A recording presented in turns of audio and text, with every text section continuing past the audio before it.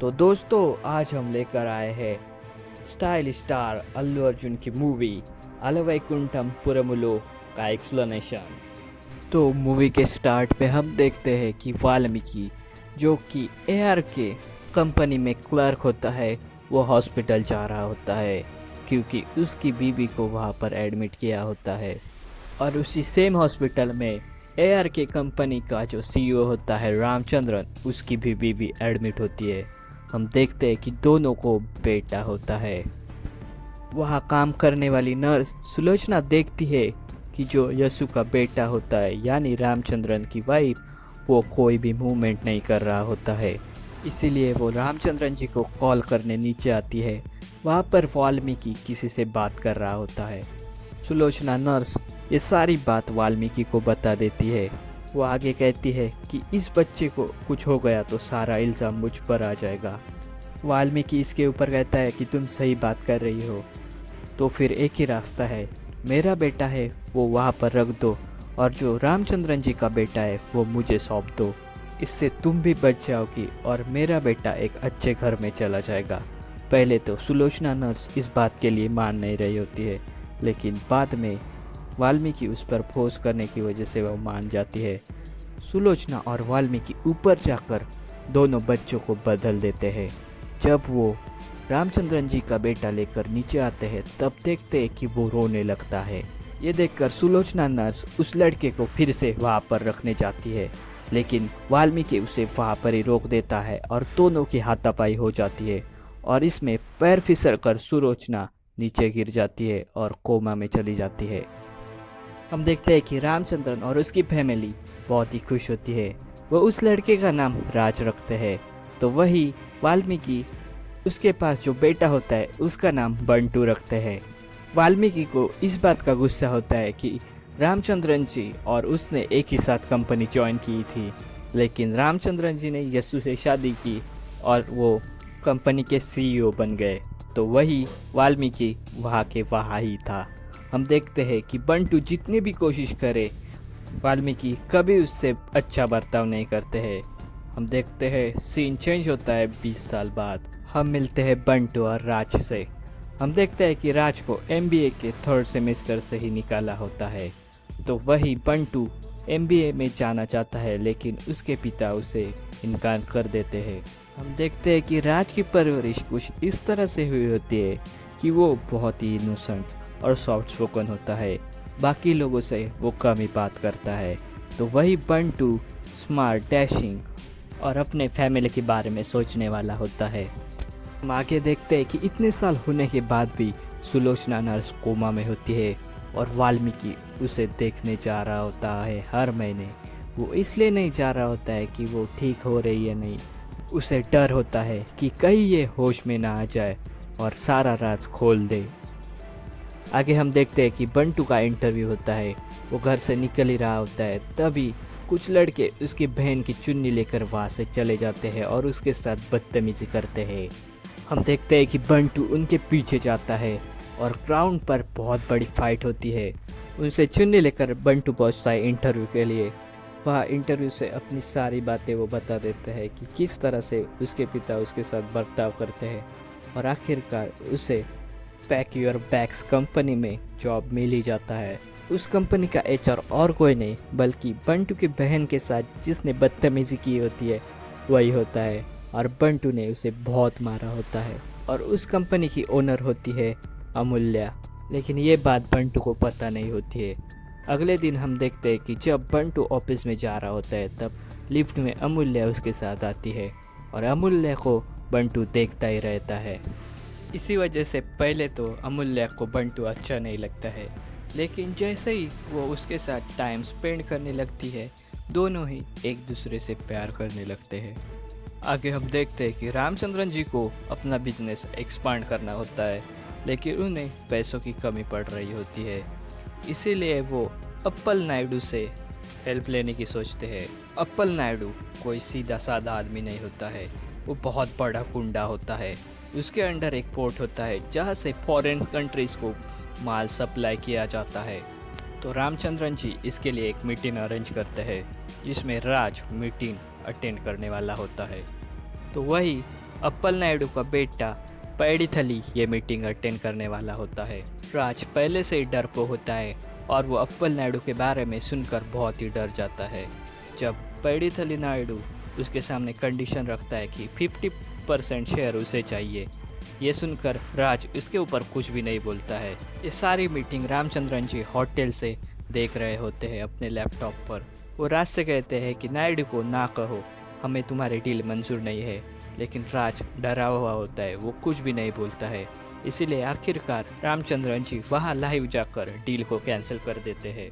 तो आगे हम देखते हैं कि उसी सेम होटल में बंटू और अमूल्य की मीटिंग उनके कंपनी के फाइनेंशियर से होती है। जो फाइनेंशियर होते हैं वो अमूल्य से कहते हैं कि तुम्हारी कंपनी बहुत ही अच्छा प्रोग्रेस कर रही है, तुम्हें मैं एक डील देता हूँ कि तुम तुम्हारी कंपनी मुझे बेच दो, वरना आखिरकार मार्केट में तुम्हें हम हरा ही देंगे। इस बात पर बंटू को बहुत ही गुस्सा आता है और वो फाइनेंशियर के जो बॉडीगार्ड होते हैं उन्हें मारता है और फाइनेंशियर को कहता है ना, हम अपनी कंपनी आपको कभी भी बेचेंगे नहीं, इसे हमने खड़ा किया है। ये सारी बातें रामचंद्रन जी सुन रहे होते हैं। वो बंटू का कॉन्फिडेंस देखकर उस पर बहुत ही इम्प्रेस होते हैं। वो घर जाकर सारी बातें अनंत राधा कृष्ण यानी यसु के पापा से कहते हैं। उन्हें बुरा लग रहा होता है कि राज कुछ भी डिसीजन नहीं ले सकता है, तो वही बंटू उन्हें बहुत ही कॉन्फिडेंट लगता है। लेकिन राधा कृष्ण इसके ऊपर कहते हैं कि तुम्हें वो लड़का दिख रहा है, लेकिन मुझे वो लड़की दिख रही है जिसने इतना बड़ा बिजनेस खड़ा किया है।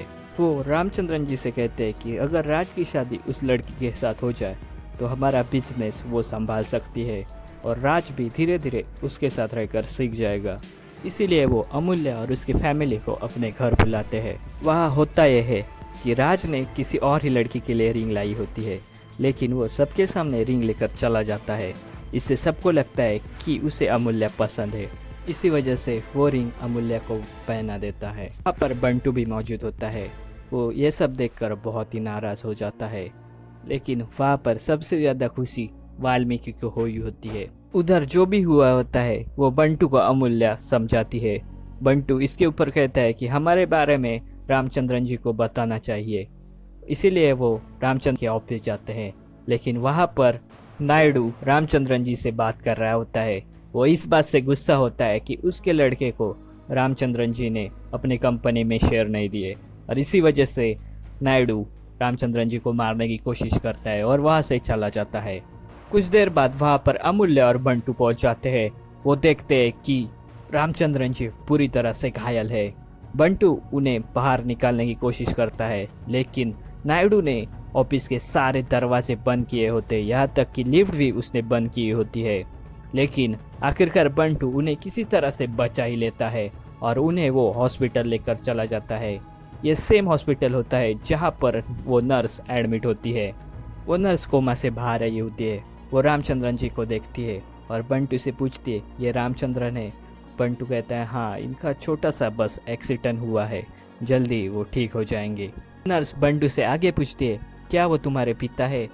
उसी वक्त वहाँ पर वाल्मीकि और अनंत राधा कृष्णन आ रहे होते हैं। बंटू दिखाता है कि वो देखिए, वो मेरे पिता है।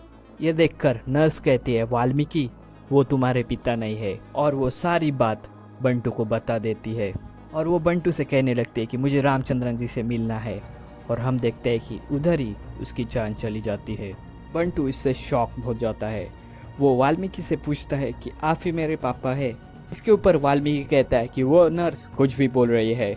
बंटू कहता है कि लेकिन मैंने तो नर्स के बारे में कुछ बोला ही नहीं, मुझे सच जानना है, सच बोलिए। और वाल्मीकि उसे सच बता ही देता है कि आखिरकार वो कर भी क्या सकता है। उसका लड़का अगर अच्छे घर में जाता है तो उसकी गलती क्या है। वाल्मीकि आगे कहता है कि अगर तुमने अब जाकर उनसे सब सच कह दिया तो मेरे बेटे की ज़िंदगी खराब हो जाएगी। बंटू इसके ऊपर कहता है कि खराब नहीं हो जाएगी, वो तो ये बात सब सुनकर सुसाइड कर लेगा। आगे कहता है कि आज से मेरे लिए तुम सिर्फ वाल्मीकि हो। मैं ये बात किसी से नहीं बताऊंगा, लेकिन मैं अपने फैमिली के साथ कुछ टाइम स्पेंड करना चाहता हूँ, वो मैं कर रहूँगा। कुछ दिन बाद राधा कृष्ण जी वाल्मीकि से कहते हैं कि बंटू को एक बार हमारे घर लेकर आओ। और जब बंटू वहाँ पर आ जाता है तब वो उसे कहते हैं कि तुम हमारे कंपनी में आज से काम करोगे। हम देखते हैं कि बंटू उनके साथ रहकर उनकी जो भी प्रॉब्लम होती है वो सॉल्व करने लगता है। एक बार तो पैडिथली नायडू फिर से ऑफिस में चला आता है। इस बार बंटू फिर से वहां पर चला जाकर पैडिथली को वापस भेज देता है और कहता है कि अगर तुम्हें राज से बात करनी हो तो पहले मुझसे बात करनी होगी, क्योंकि उसका एक भाई जिंदा है। हम देखते हैं कि बंटू और अमूल्य एक दूसरे से प्यार करते हैं। ये बात घर में सबको पता चल जाती है, इसीलिए वो बंटू को घर से निकाल देते हैं। कुछ दिन बाद नायडू यशु का जो भाई होता है उसकी बेटी को अगवा कर लेते हैं ताकि रामचंद्रन और उसकी फैमिली 50% शेयर अपनी कंपनी में दे। और वो कहता है कि इस बार राज को भेज देना पेपर्स लेकर, लेकिन वाल्मीकि डर कर बंटू को वहाँ जाने के लिए कहता है। बंटू इन सब से इनकार कर देता है, लेकिन आखिरकार वो वहाँ पर पहुँच ही जाता है। वहाँ जो भी गुंडे होते हैं उन्हें वो मारता है और आखिरकार नायडू को मार ही देता है और नंदू को बचाकर घर लेकर आता है। इस बार राधा कृष्ण वाल्मीकि से पूछते हैं कि तुम्हें कुछ बताना है, और वो रामचंद्रन को कहते हैं कि बंटू ही तुम्हारा असली लड़का है। ये सब इनको इसलिए पता होता है कि जब हॉस्पिटल में वो नर्स बंटू को सब बता रही होती है तब वो सुन लेते हैं। इसीलिए राधा कृष्ण जी बंटू को घर में लाते हैं जॉब के बहाने। इसके ऊपर बंटू कहता है कि ये बात यहाँ पर ही रहनी चाहिए। हम देखते हैं कि कुछ देर बाद यासु वहाँ पर आ जाती है और वो 50% शेयर बंटू के नाम कर देती है। बंटू ये शेयर लेने के लिए तैयार नहीं होता है, लेकिन यासु कहते हैं कि तुम मेरे बेटे जैसे ही हो, इसीलिए बंटू ये एक्सेप्ट कर लेता है और वो राज को ट्रेन करने के लिए वाल्मीकि के घर भेज देती है। तो वही बंटू AR के कंपनी संभाल रहा होता है और मूवी यहाँ पर ही ख़त्म हो जाती है। तो दोस्तों, आपको वीडियो ज़रा भी पसंद आए तो पहले चैनल को सब्सक्राइब कीजिए और अपने दोस्तों के साथ शेयर ज़रूर कीजिए। Thank you.